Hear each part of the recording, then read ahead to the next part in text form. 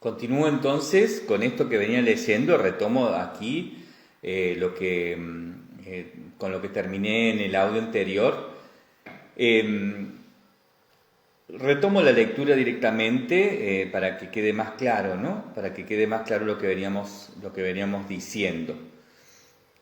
Retomo el comienzo de este párrafo. Sí, como ya hemos visto, Boyce ha identificado, en primer lugar, su voluntad de expresión con la esfera de su experiencia personal, ¿no? O sea, Boyce ha decidido que la expresión arte no solamente es la mixtura de aquellas categorías académicas que ha aprendido en su formación como artista, ¿no?, en la Academia de Düsseldorf, sino que además ha decidido que a esa mixtura la va digamos, a enriquecer con un elemento más, como cualquiera de los que ya existían en esa mixtura posible, ¿no?, que es su propia vida. O sea, la vida de Boyce va a ser un elemento más de ese mix media, ¿no?, de esa técnica mixta que va a ir resultando como primeras posibilidades de la primera posmodernidad crítica de la modernidad, ¿no?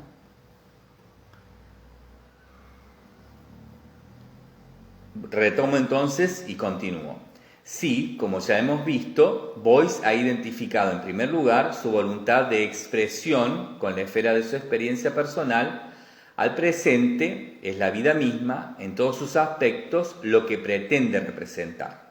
Si Cézanne declaraba que quería crear una armonía paralela a la naturaleza, Boyce, por su parte, quiere crear en su arte un equivalente de la vida, del nacimiento a la muerte, de la existencia individual hasta el contrato social, del soporte biológico hasta la organización política, de la materia al espíritu, de lo concreto a lo espiritual. En esos años se establece el axioma que ha de presidir la evolución entera de la problemática de Boyce: arte igual vida. Y esto se puede leer también al revés, ¿no? Vida igual arte. Su obra, entonces, se dedica a la comprensión de la totalidad de la realidad, en primer lugar, a través de su exposición. En este sentido, las críticas e incluso los groseros reproches que se le hacen a Boyce de cientificismo, de idealismo, de demagogia, son infundados y solo demuestran la incomprensión de que es objeto aún hoy su obra, ¿no?, en el momento en que se escribió esta biografía, año 1984.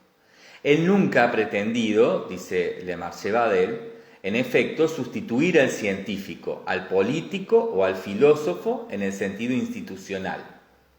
Sostiene Boyce, en cambio, que la realidad visible, cuantificable, sistematizable, capitalizable en el saber y en la gestión del saber, no es la realidad, sino su racionalización, es decir, una etapa secundaria de la realidad que, al pretender explicarla, excluye de ella todos los elementos y los procesos enigmáticos e incuantificables, entre los cuales coloca Boyce, en primer lugar, a la creatividad, ¿no?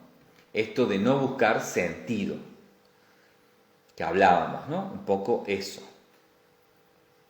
Identificación también claramente con este precursor, ¿no?, que fue Duchamp al respecto.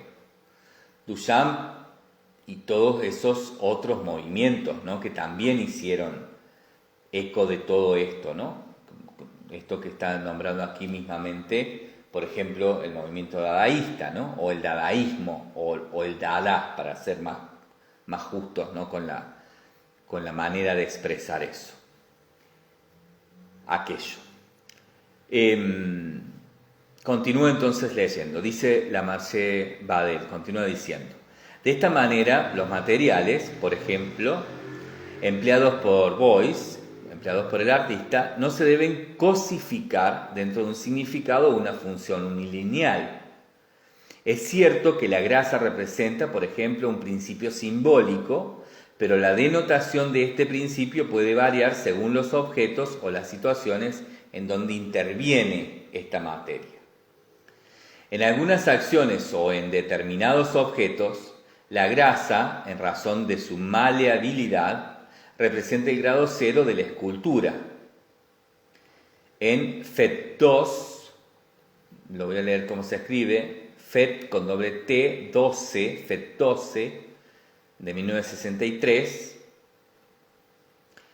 la grasa se convierte en el alimento, por ejemplo, ¿no? Ahí la grasa es alimento.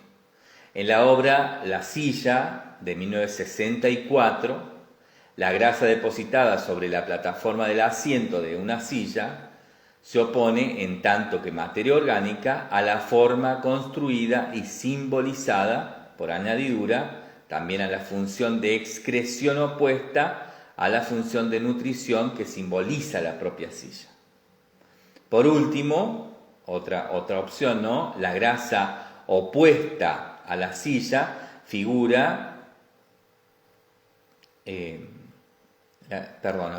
por último, la grasa opuesta a la silla, ahí vamos, figura la oposición y la reconciliación de la naturaleza y la cultura, la excreción animal y la industria humana. Del mismo modo, el fieltro, ¿no? O sea, esto de que cada material, cada elemento, ¿no?, es constitutivo tanto de significante como de significados, dependiendo de cómo y de qué convenga en el momento. Recordemos que Boyce no trabaja con la verdad, sino que a partir de la verdad configura universos plásticos en verdad que determina verdaderos a partir del relato, ¿no? Esto es lo que implica la posibilidad de que nada es per se, digamos, sino es en relación a, ¿no? Bien, continúa diciendo entonces Lamarche Badel. Del mismo modo, el fieltro está sujeto a múltiples desplazamientos de significado e inversiones de valor. Sin duda, Boyce lo utiliza más a menudo como sistema de protección, como aislador térmico, pero también lo emplea por su valor de indeterminación formal, cuyo interés ha señalado acertadamente Robert Morris, o como simple pantalla, ¿no? O sea, Boyce lo utiliza el fieltro de todas estas maneras, ¿no?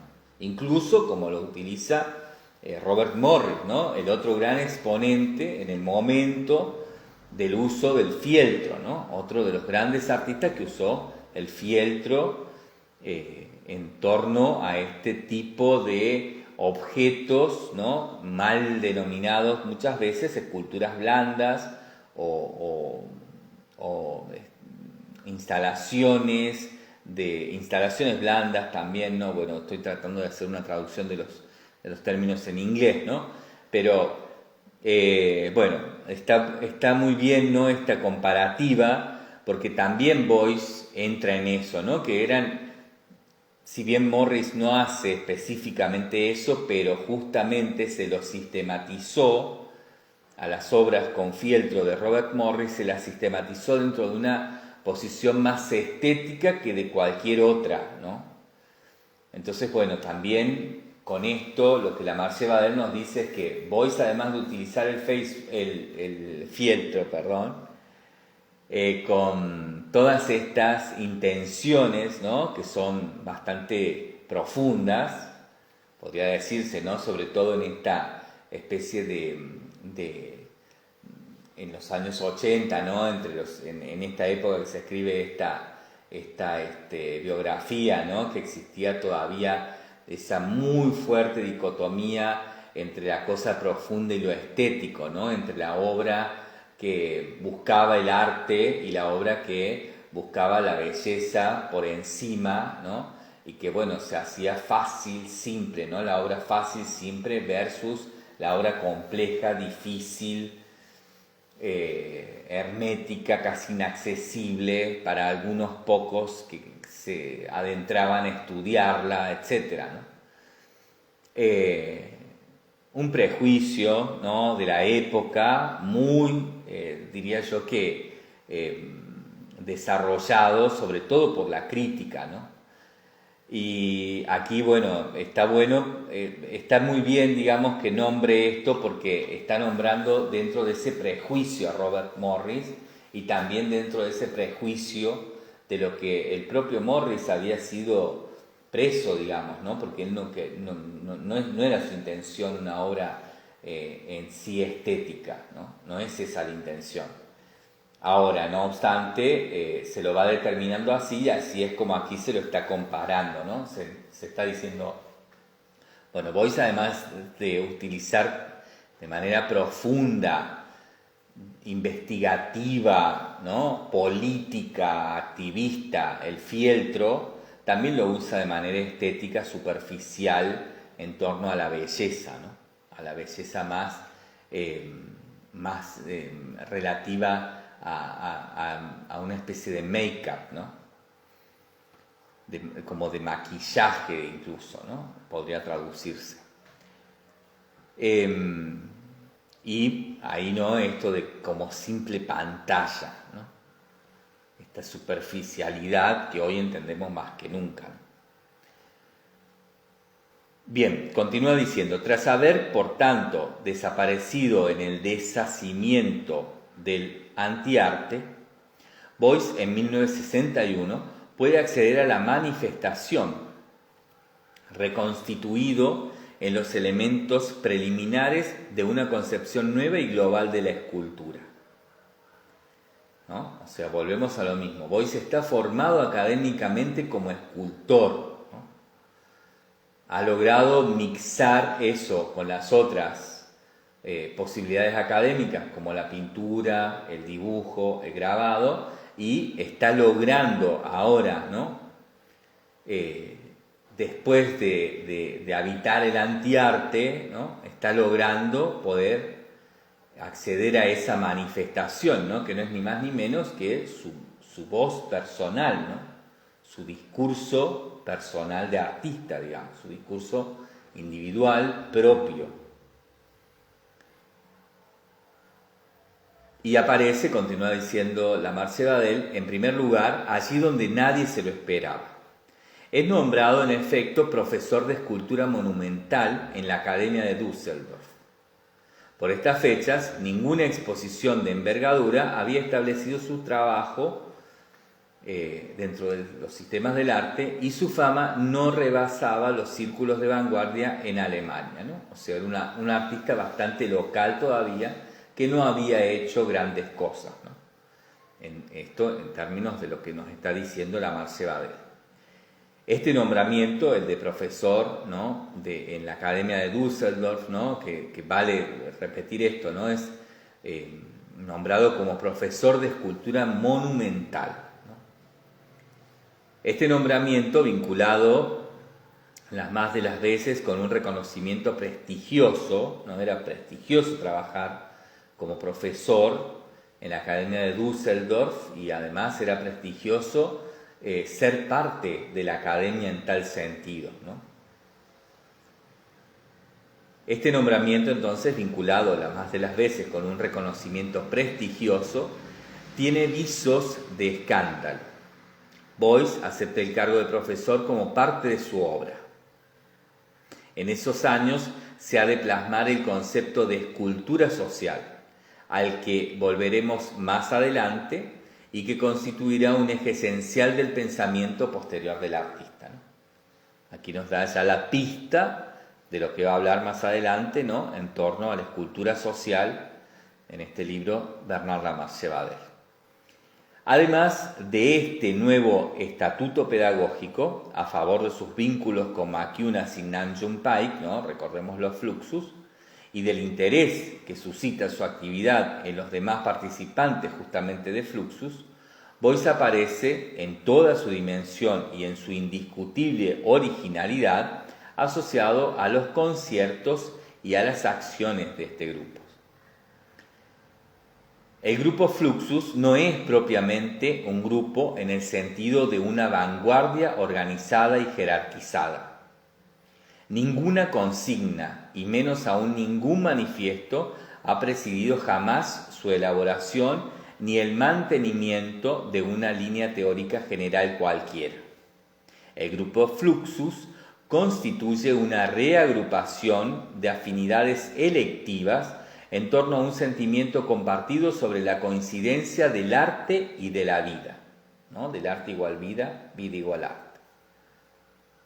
Para estos artistas, para los Fluxus, el arte y la obra no deberían ser privilegiados, así como un lenguaje no debería gozar de preeminencia respecto a otros, ¿no? Esto del mix y del remix, ¿no? O del remix. Esta recíproca adherencia del arte y la vida, que lleva insensiblemente de lo monumental a lo irrisorio y a la inversa, sin jerarquía de intereses, constituye el aporte decisivo de John Cage en los años 50, aporte que será en cierto modo reactivado y complementado por las acciones del grupo Fluxus. El carácter multimedia, teatral a veces y a menudo provocador de estas actividades, ha permitido al parecer de algunos la asimilación de Fluxus a un neodadaísmo. A mi juicio es un error, ya que el Dada militó a favor del antiarte, de la sinrazón de un término y de su contrario, en un espíritu que pretendía ser la realización absoluta de la negación. No es tal la afirmación vitalista de Fluxus, basada, al contrario, en los conceptos de experiencia, de acontecimientos y sobre todo del arte total. No me detengo en esto, ¿no? Porque es algo que ya hemos hablado y hemos desarrollado muy profundamente en la primera parte de este seminario a partir de la lectura del libro de la biografía escrita por Heiner Stackelhaus. Y acá aparte está muy claro lo que está diciendo Bernard Lamarche Badel, ¿no? Esto creo que sirve más de ese nexo entre una cosa que venía diciendo y lo que va a decir ya en adelante. Por eso no me voy a detener aquí.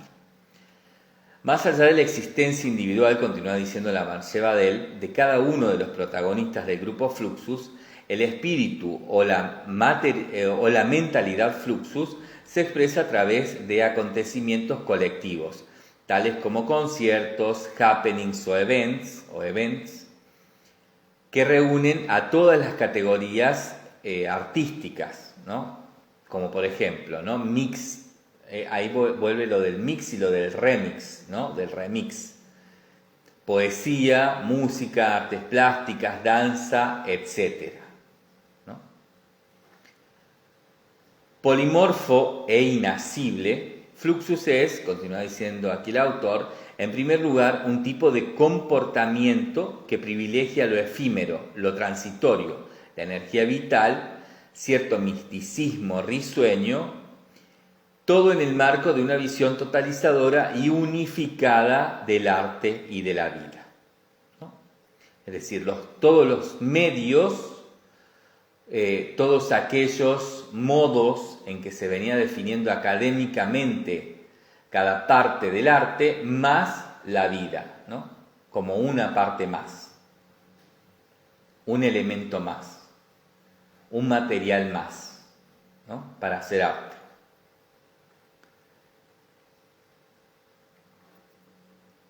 Continúa diciendo Lamarche Badel.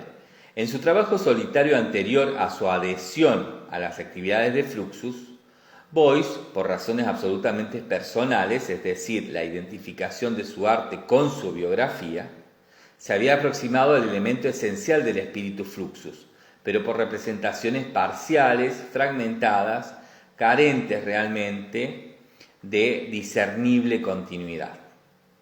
Fluxus, a la par que lo confirma en sus intuiciones, le proporciona a Beuys el concepto capital de acontecimiento, a partir del cual Beuys puede establecer un sentido en la continuidad de una relación entre las diferentes representaciones o los diferentes objetos que manipula durante esos acontecimientos, durante el acontecimiento.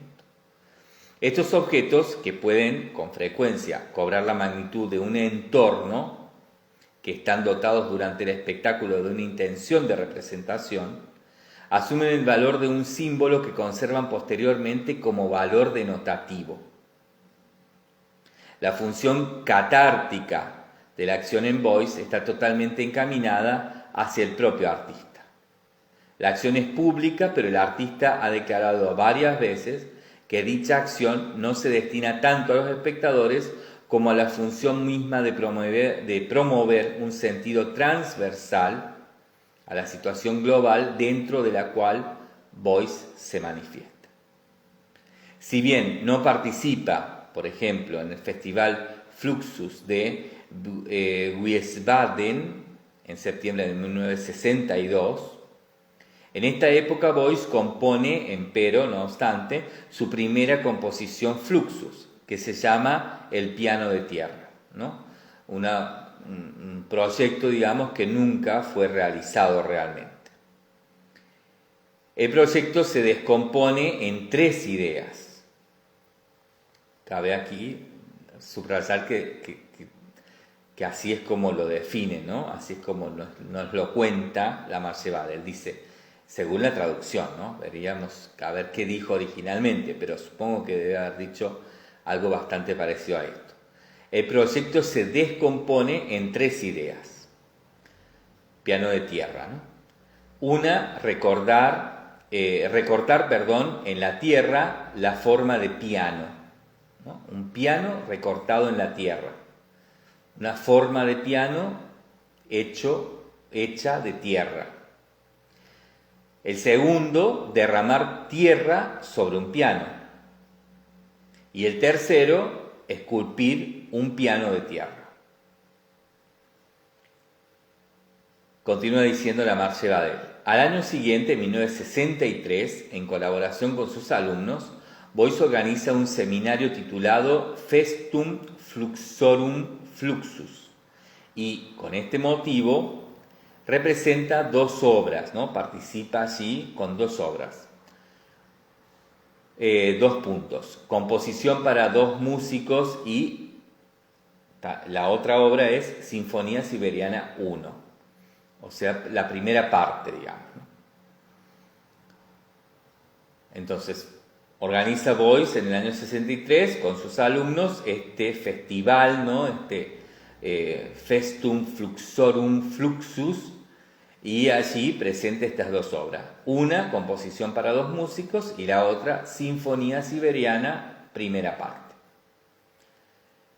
A esto lo presenta durante 2 veladas consecutivas, o sea, lo hace 2 días, ¿no? 2 días seguidos. La Sinfonía Siberiana, primera manifestación pública de cierta envergadura de este proyecto, presenta ya las características esenciales de las célebres acciones posteriores que son relativas a esto que se llama de esta manera, ¿no? Que se sigue llamando de esta manera luego Sinfonía Siberiana. La acción comienza, dice Bernard Marche Badel, con una composición musical de Voice, seguida por la interpretación de una pieza de Satie. Alrededor del piano se han colocado montículos de tierra. De la pizarra colocada detrás del piano cuelga una liebre muerta. En cada montículo de tierra, Voice planta una rama. Luego conecta el piano con la liebre mediante un alambre que pasa por encima de cada rama. Finalmente, hace una incisión en la liebre para extraerle el corazón. La acción termina con algunos escritos en la pizarra, ¿no? Termina con Voice escribiendo en la pizarra. Esta primera acción Fluxus, de una gran simplicidad, pone ya en escena el elemento fundamental del registro simbólico del artista, a través de una serie importante de oposiciones que sitúan a Voice en la intersección de las fuerzas y de los significados que elabora. La liebre, por ejemplo, no solo representa el ciclo que va del nacimiento a la muerte, sino también el movimiento. Confinada en la tierra, representa además la forma en la materia, y la oposición del calor y del frío, de lo móvil y de lo inanimado. El piano no solo representa la forma contenida en sí misma, sino también la técnica y la cultura, la multiplicidad en la identidad, opuesto a la liebre a la que está conectado por Beuys, ¿no? Todo esto simboliza el concepto global de cultura reconciliado con el orden de la naturaleza. Una simbolización, ¿no? O sea, todo esto simboliza el concepto global de cultura reconciliado con el orden de la naturaleza. El descubrimiento del movimiento real, de la movilidad inherente a la acción, ofrece un nuevo soporte a Beuys en la elaboración de su obra como proceso. En esta época propone el concepto genérico de su trabajo con el término vehicle art, y la rueda se convierte en el símbolo de su actividad transformadora. Movimiento, transformación, desplazamiento en la identidad permanente del círculo que forma la rueda. No es un azar que al formular el inventario general de su obra, en 15 cuadros, Beuys dé a esta composición el título de Is It About a Bicycle?, esforzándose en presentar el cycle, el ciclo, es decir, el vehículo con el cual ha recorrido la representación de su actividad. Bueno, voy a volver a leer este último párrafo, ¿no? Porque me parece que es importante para poder también nexar con lo próximo, ¿no? Y porque acá la Marché Badel evidentemente está poniendo un acento fuerte, ¿no? Acá está determinando algo fuerte. Lo está haciendo desde un lugar académico, pero está posibilitando cierto goce transversal de la problemática, ¿no? Dice, vuelvo a leer, el descubrimiento del movimiento real, de la movilidad inherente a la acción, ofrece un nuevo soporte a Beuys en la elaboración de su obra como proceso. En esta época propone el concepto genérico de su trabajo con el término vehicle art, y la rueda se convierte en el símbolo de su actividad transformadora. Movimiento, transformación, desplazamiento en la identidad permanente del círculo que forma la rueda. No es un azar que al formular el inventario general de su obra en 15 cuadros, Beuys dé a esta composición el título de Is It About a Bicycle?, esforzándose en presentar el cycle, el ciclo, es decir, el vehículo con el cual ha recorrido la representación de su actividad. Es importante, ¿no?, aquí notar, por supuesto, esta genérica que podemos entender a partir de la noción de la bicicleta en Duchamp, ¿no? O sea, la rueda en Duchamp es una rueda quieta que se mueve en sí misma, una tautología, si se quiere, ¿no?, estético-pragmática de una voluntad justamente de ser problemática y no sistema, ¿no? El ready-made activado que pone, ¿no?, de alguna forma a circular sobre sí mismo una idea de manera tautológica, ¿no? Beuys se quiere salir de eso, y Beuys está buscando en esto, ¿no?, una nueva noción del ciclo. Entiende que la modernidad que a él le interesa, que es la del dadaísmo, por ejemplo, ¿no?, a partir de ciertas cosas que hace sin en apariencia tener una noción clara, ¿no?, de algunos conceptos que luego lo identifican del fluxus, ¿no?, que hace pie supuestamente en el Dada, pero bien aquí La Marche Badel aclara cuáles son las grandes diferencias que no permiten realmente, asegurar eso, ¿no?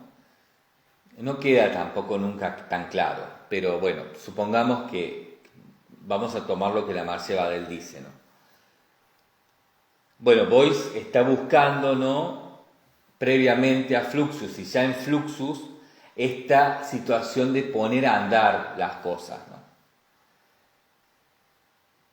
Duchamp ha puesto las cosas sobre los rieles donde se pueden mover, pero no ha podido moverlas, ¿no? No las pudo poner a andar, pero sí tiene la gran voluntad y de hecho se le concede, ¿no?, el gran honor de haber sido quien puso ciertas cosas dentro del arte moderno sobre ciertos rieles que iban a posibilitar luego en el arte posmoderno un pasaje, ¿no?, de la modernidad a la contemporaneidad, al arte de los años 90, de una manera que eso abrió finalmente un parámetro que la academia seguía tratando de restringir, y en eso, bueno, se sobreentiende, ¿no?, en términos de la crítica, seguía tratando de controlar para sí, cuando el arte no había sido nunca realmente académico, ¿no?, sino que había en un periodo de una época premoderna sido conveniente que haya determinado la academia la existencia del arte, ¿no?